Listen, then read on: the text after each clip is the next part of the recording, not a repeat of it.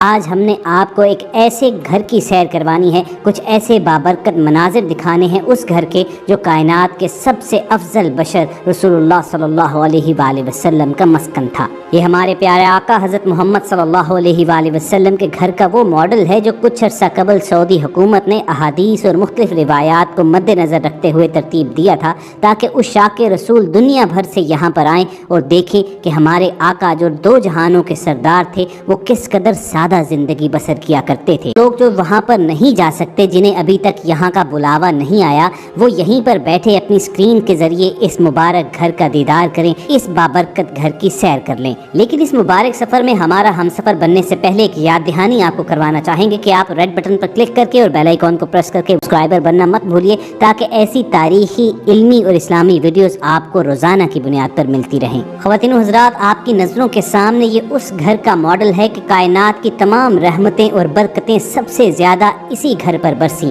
اس مقدس مسکن کا اگر جائزہ لیا جائے تو سب سے پہلی جو چیز ہماری نگاہوں کو اپنی جانب متوجہ کرتی ہے وہ ہے اس گھر کی سادگی۔ ایک لمحے کو تصور کریں کہ ہمارے پیارے آقا کے زمان و مکان جن کی دسترس میں تھے، جو نہ صرف اس ظاہری جہاں بلکہ دوسرے جہانوں کے بھی سردار تھے، اور اگر مختصراً کہا جائے تو وجہ تخلیق کائنات تھے، تو وہ اس دنیاوی زندگی کو کیا حیثیت دیتے تھے۔ سب سے پہلا منظر جو آپ کی اسکرین پر ہم شیئر کر رہے ہیں، اس سے آپ کو اندازہ ہوگا کہ رسول اللہ صلی اللہ علیہ وآلہ وسلم کے گھر کی ساخت کیسی تھی، اس کا سٹرکچر اور اس کا ڈیزائن کیسا تھا۔ اگر آپ اس ماڈل ہاؤس کا جائزہ لیں تو آپ کو معلوم ہوگا کہ گھر کے مرکزی دروازے یعنی داخلی راستے کے بالکل ساتھ ایک چھوٹا سا احاطہ تھا جس کے ایک کونے پر ایک چارپائی اور زمین پر ایک تلائی بچھی ہوئی تھی، اور روایات یہ بتاتی ہیں کہ یہی وہ بابرکت کونا تھا جہاں ہمارے پیارے آقا حضرت محمد صلی اللہ علیہ وآلہ وسلم واپس آنے کے بعد استراحت فرمایا کرتے تھے، یعنی آرام کرتے تھے۔ اسی احاطے کے دوسرے کونے پر کھانا پکانے کے برتن وغیرہ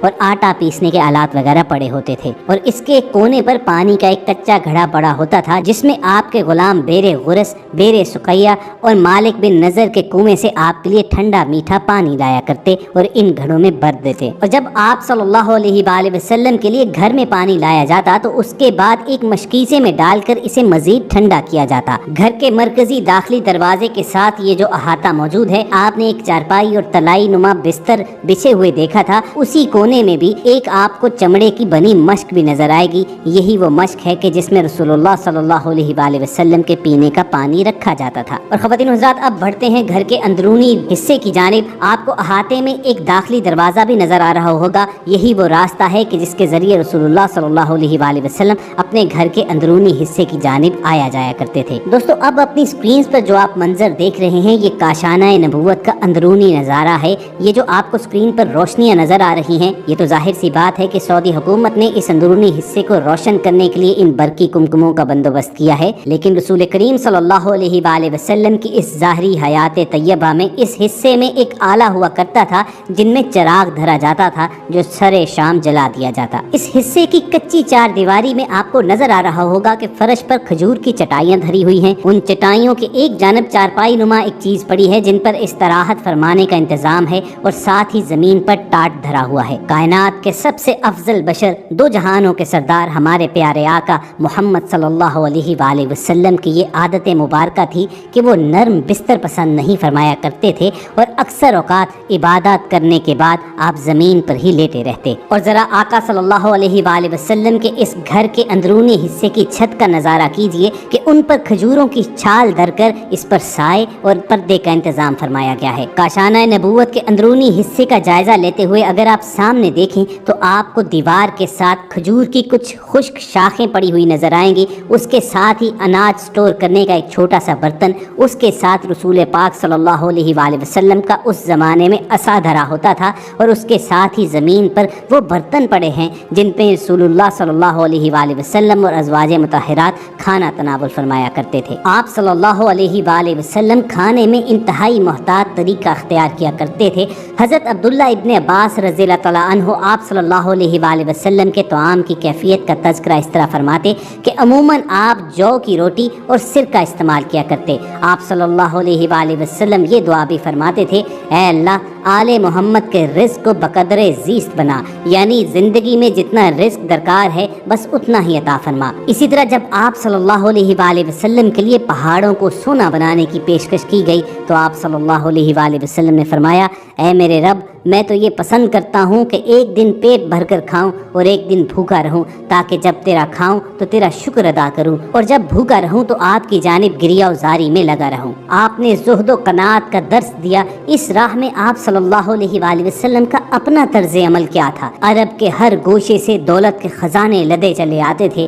مگر شہنشاہ عرب و عجم رسول اللہ صلی اللہ علیہ وآلہ وسلم کے کاشانہ نبوت میں وہی فقر و فاقہ ہوتا تھا۔ حضرت صلی اللہ علیہ وآلہ وسلم کے پردہ فرمانے کے بعد حضرت عائشہ صدیقہ رضی اللہ تعالی عنہا فرمایا کرتی تھیں کہ حضور اس دنیا سے پردہ فرما گئے مگر 2 وقت بھی سیر ہو کر آپ صلی اللہ علیہ وآلہ وسلم نے کھانا نہ کھایا۔ آپ رضی اللہ تعالی عنہا بیان کرتی ہیں کہ جب آپ صلی اللہ علیہ وآلہ وسلم کا وصال ہوا تو گھر میں اس دن کے کھانے کے لیے تھوڑے سے جو کے سوا کچھ موجود نہ تھا، اور چند سیر جو کے بدلے آپ صلی اللہ علیہ وآلہ وسلم کی زرہ ایک یہودی کے ہاں رہن رکھی گئی تھی۔ تو خواتین و حضرات، یہ تو تھا ہمارے پیارے آقا حضرت محمد صلی اللہ علیہ وآلہ وسلم کے طعام کا عالم۔ آپ اپنی اسکرین پر رسول اللہ صلی اللہ علیہ وآلہ وسلم کے اس ماڈل ہاؤس کے اندرونی حصے کا نظارہ کر چکے ہیں۔ آپ نے بستر دیکھا کہ کتنا سادہ بچھونا تھا۔ رسول اللہ صلی اللہ علیہ وآلہ وسلم کے بچھونے کی کیفیت بیان کرتے ہوئے حضرت ابن مسعود رضی اللہ تعالیٰ عنہ کہتے ہیں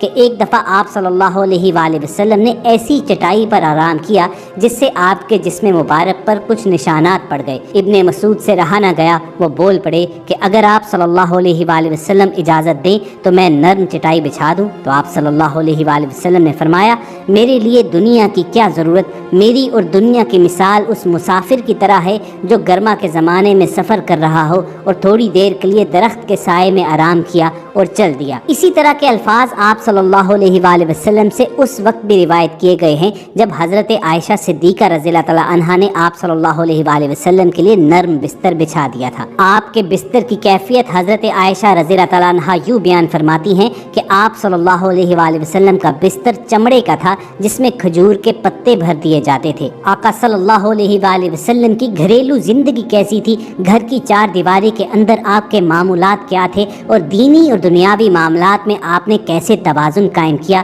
اس کے متعلق بہت سی احادیث روایت ہوئی ہیں۔ انہی میں سے ایک روایت ہے کہ بعض صحابہ آپس میں گفتگو کر رہے تھے کہ رسول اللہ صلی اللہ علیہ وآلہ وسلم کی گھر سے باہر کی زندگی تو ہمارے سامنے ہے، لیکن گھر کی 4 دیواری کے اندر رسول اللہ صلی اللہ علیہ وآلہ وسلم کے معمولات ہمارے علم میں نہیں ہیں، چنانچہ ہمیں اس کے متعلق معلوم کرنا چاہیے، پھر اپنے گھروں میں اس کی پیروی کرنی چاہیے۔ اب رسول اللہ صلی اللہ علیہ وآلہ وسلم کے گھر کے اندر کی زندگی تو ازواج مطہرات ہی جانتی تھیں، اسی لیے وہی اس کے متعلق بہتر رہنمائی کر سکتی تھی۔ چنانچہ ان اصحاب نے آپس میں مشورہ کیا کہ ازواج مطہرات کی خدمت میں جاتے ہیں اور جا کر اس بارے میں پوچھتے ہیں۔ چنانچہ یہ اصحاب گئے تو تمام ازواج مطہرات نے یہ بتایا کہ رسول اللہ صلی اللہ علیہ وآلہ وسلم کے گھر کے معمولات ویسے ہی تھے جیسے دوسرے لوگوں کے تھے۔ کھانے کا وقت ہوتا تو کھانا کھاتے، گھر کا کوئی کام کاج ہوتا تو وہ خود کر دیتے، گھر کی کسی چیز کی مرمت کرنی ہوتی تو خود کر دیتے، کوئی جوتا گانٹھنا ہوتا تو وہ گانٹھ دیتے، چارپائی سیدھی کرنی ہوتی تو کر دیتے،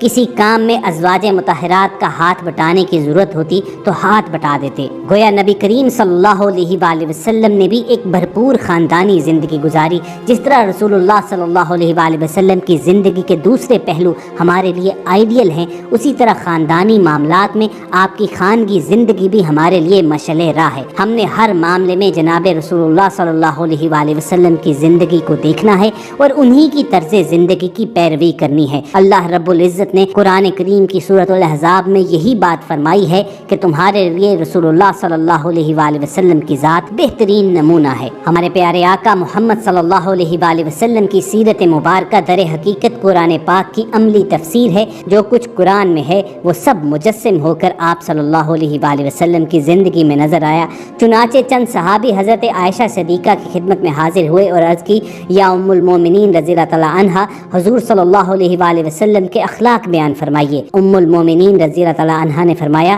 کیا تم نے قرآن نہیں پڑھا؟ یعنی قرآن الفاظ و عبارت ہے اور محمد رسول اللہ صلی اللہ علیہ وآلہ وسلم کی زندگی اس کی عملی تفسیر۔ اس ویڈیو سیشن میں ہم نے یہ کوشش کی کہ آپ تک رسول اللہ صلی اللہ علیہ وآلہ وسلم کی خانگی زندگی اور اس کے ساتھ ساتھ آپ کے گھریلو معاملات بھی آپ تک پہنچائے جائیں۔ امید کرتے ہیں کہ ہم اپنی اس کوشش میں کامیاب ضرور ہوئے ہوں گے۔ آخر میں آئیے دعا کیجئے کہ اللہ تعالی ہمیں بھی اپنی زندگیاں رسول اللہ صلی اللہ علیہ وآلہ وسلم کی حیات مبارکہ کی طرح ڈھالنے کی سعادت نصیب فرمائے۔ اگر آپ کے دل کی بھی یہی صدا ہے تو کمنٹ سیکشن میں آمین ضرور لکھیے گا۔